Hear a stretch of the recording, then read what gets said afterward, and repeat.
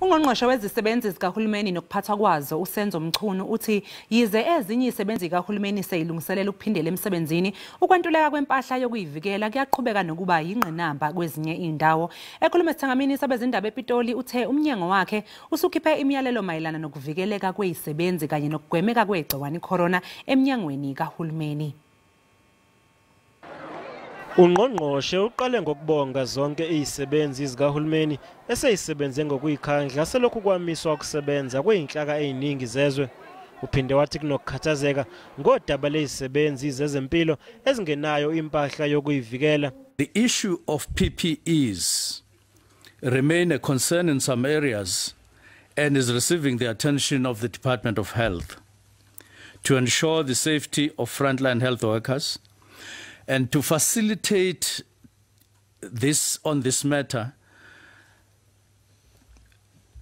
to facilitate accurate response, depending on the circumstances where these PPEs are needed and what kind of PPEs are needed, in which circumstances, stakeholders in specific facilities, especially health facilities, are encouraged to ensure alertness of the Department of Health.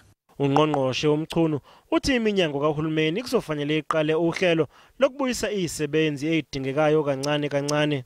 It is advised that with increasing demands of the easing of the lockdown, departments may need to identify more employees responsible for such critical services and recall them back to office if necessary, supplement capacity. Odabeni lokwenyuswa kwemiholo yezisebenzi zikahulumeni, uNgqognqoshe uthi inyunyana seyifake isicelo sokuphikisana nesinqumo sikahulumeni sokungakhuphuli imiholo yezisebenzi zawo engaphezulu kwesigidi. We're at a situation where organized labor has declared a dispute, and as such, this matter is sub judice,